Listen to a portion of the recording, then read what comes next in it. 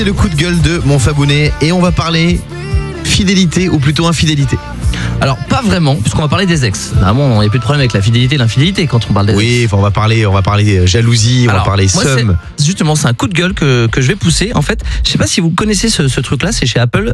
Ça s'appelle un AirTag. Alors le AirTag, est-ce que tu peux expliquer ce que c'est, toi, Guillaume? Un AirTag, en fait, c'est un petit capteur qu'on peut placer quelque part pour tracer les mouvements d'une personne. C'est ça coûte pas. Et d'ailleurs, il y a quelqu'un qui a connecté des AirPods à mon téléphone depuis quelques jours et qui me trace à l'aide des AirPods. C'est pas vrai. Je te jure que c'est vrai. Alors fais attention, ça veut dire et je pense que cette personne fait partie de l'équipe.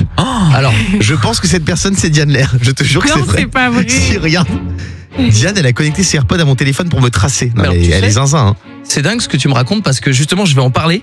Parce que là je savais pas que je tapais à tête point dans le mille, c'est que c'est un vrai problème ce genre de traceur. Ben oui. Parce que et ce qui est bien c'est que toi tu t'en es rendu compte parce qu'en fait l'avantage c'est que ça te connecte, ça te dit attention il y a quelqu'un qui s'est connecté à côté de chez toi donc tu comprends pas si ça arrive une fois, deux fois pourquoi pas, mais quand ça arrive vraiment dans ta chambre t'as un petit souci.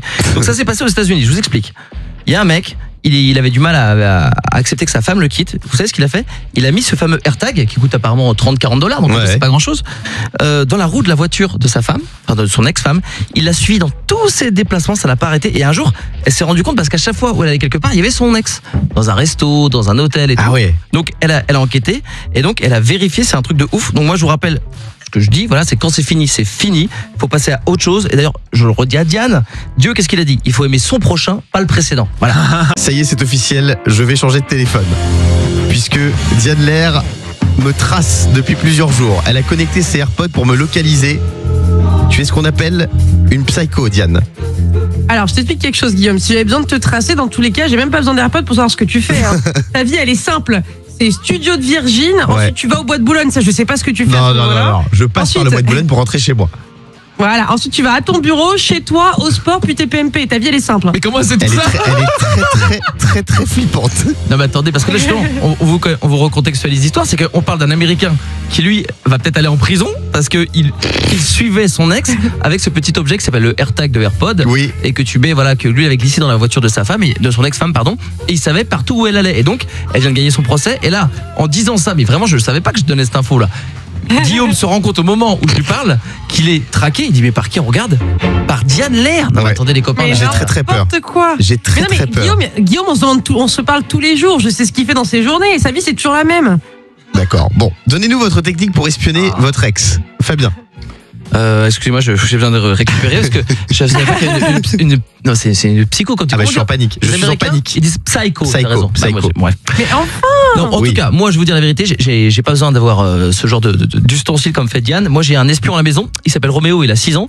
Parce qu'en fait, moi je suis divorcé, donc c'est pas compliqué. Il raconte tout ce qu'il fait chez sa maman et je pense qu'il raconte tout pareil de ce que je fais. Donc moi quand il est chez moi, il dit maman, elle m'a acheté des bonbons, maman m'a emmené au McDo et tout. Donc moi je sais tout ce qu'il fait.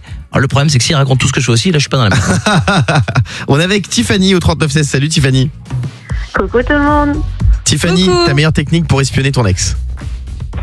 Alors bon, moi c'est pas très original, mais à l'époque ça marchait plutôt bien. C'était la géolocalisation de Snapchat et Facebook. Ah oui, avec la carte là. Ça c'était trop bien ça. Oui, exactement.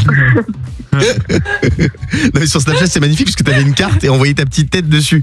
Mais il faut tout de suite, quand vous téléchargez Snapchat, désactiver la localisation. Ne vous faites pas avoir. Vous savez que vous faites tous peur là. J'étais pas au courant de ces trucs-là. Passer en mode fantôme. Bah oui, là tu te fais localiser en temps réel, tu te fais avoir. Ouais. Et Facebook était pas mal aussi et ça donnait le lieu exact. Ah ouais, pas mal. Toi Diane, ta meilleure technique pour stalker, à part les AirPods? Mais c'est pas vrai. Et vous allez encore me faire passer pour une psychopathe. Vous savez qu'il y a un article qui est sorti hier en disant que j'étais une perverse narcissique. Bah c'est bien, la vérité éclate enfin.